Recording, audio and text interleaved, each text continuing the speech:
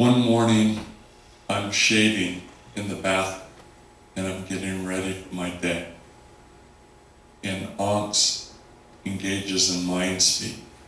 And he says, we need you to come out here to the area, to the woods.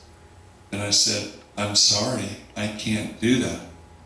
I have clients to see in my private practice, and my son has a baseball game. I can't come out. I didn't hear anything from Onks after that. The next morning I woke up, he said, you don't have clients today, and your son does not have a baseball game. You need to come out here. I'm like, crap, how does he know this? So I said, okay, I'll come out.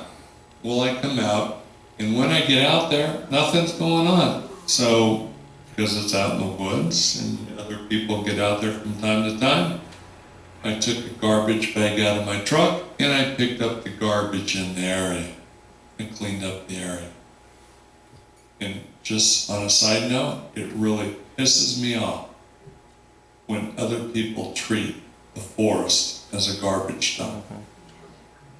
They're too doggone lazy to take their garbage to a formal garbage dump.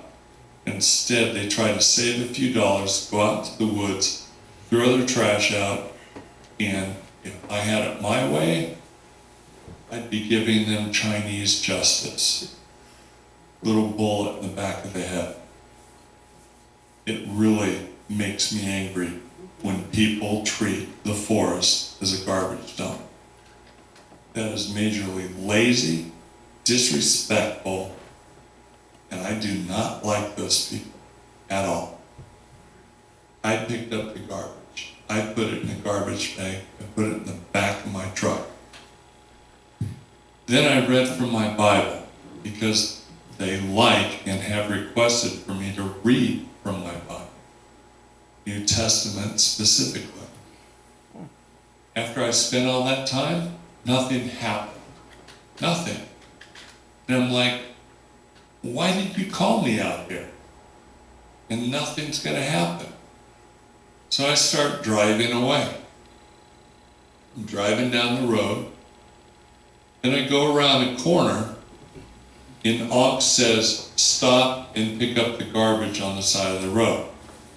I'm like, I've already picked up the garbage.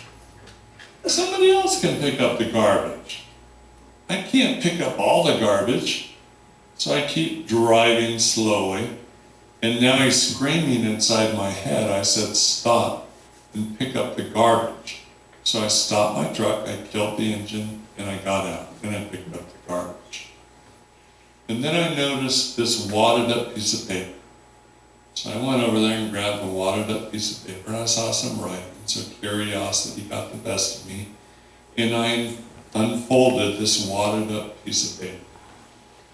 And it said, this trailer is on camera. Recording and pictures are being taken of you, your truck, and the plate number.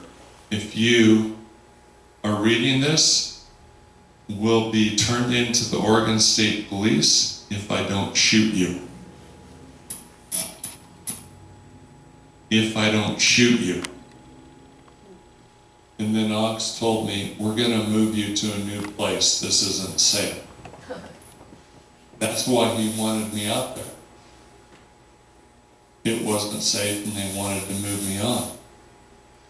Well, I took this note, and, they said a new place, but before I went to the new place, I went to the Oregon State Police, and I showed them this note.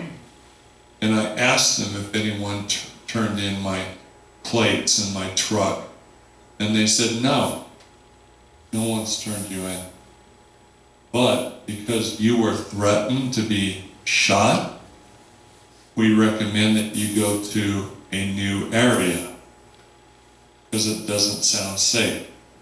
And then they said, that's not within our jurisdiction. We recommend that you go to the Bureau of Land Management, BLM. and share the note with them. So I left the Oregon State Police, went to the BLM, and shared the note with them.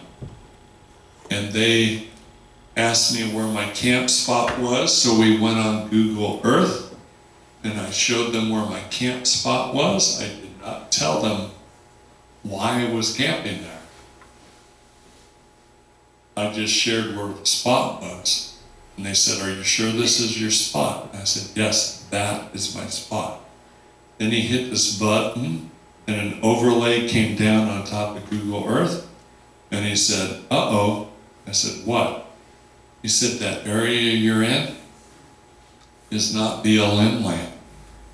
That area you're in is private property." I said, "You gotta be kidding me. That's gotta be BLM land." He said, "No, actually, this little tiny spot you're in is private property. All around you is BLM land, but you're on private property." Oh. I said, "Well, who owns it?" He said, "I don't know."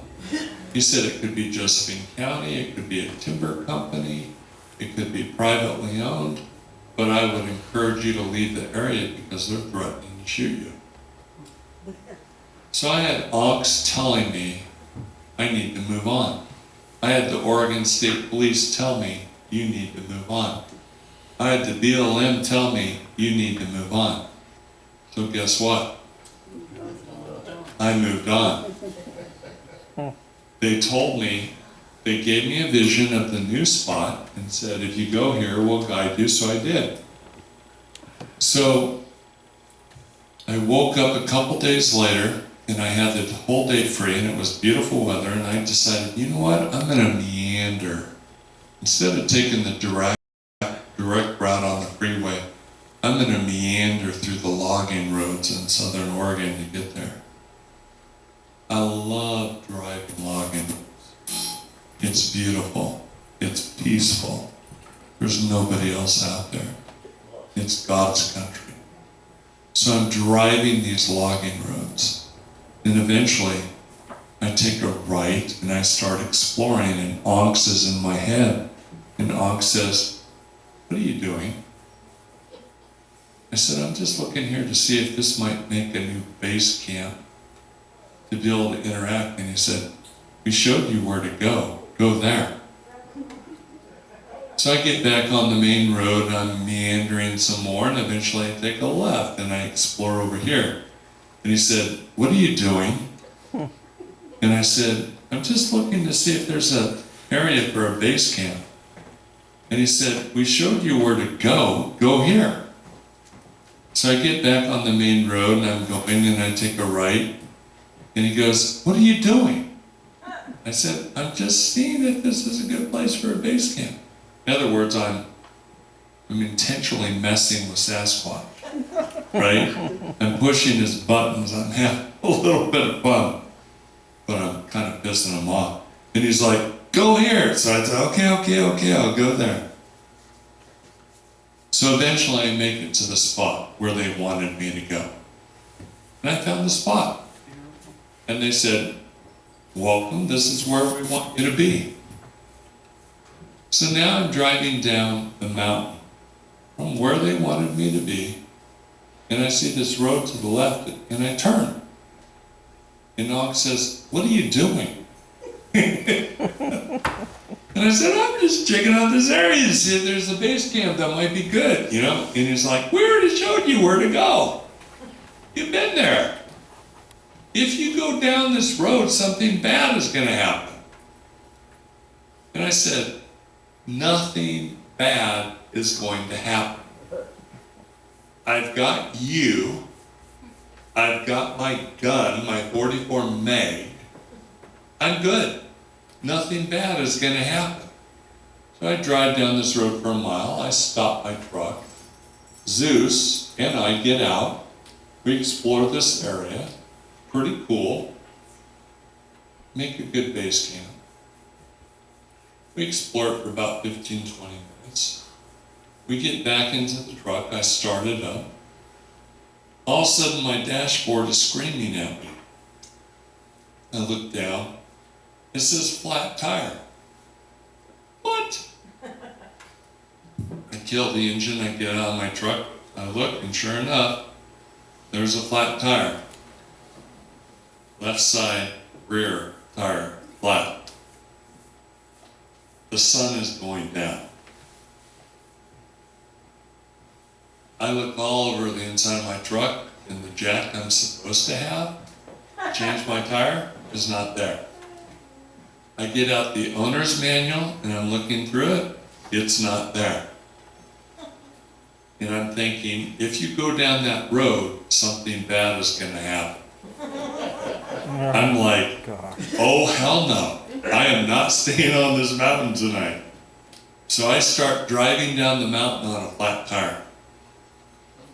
About 5 miles an hour. Going, trying not to ruin my rim. I'm going down the mountain, and eventually I get in cell phone reception where I can call a friend to meet me at the bottom of the mountain to help me change the tire with their proper tools, and eventually get there and change the tire. But I eventually learned, after the flat tire, no more messing with Sasquatch. If they ask me to do something, I'm going to do it.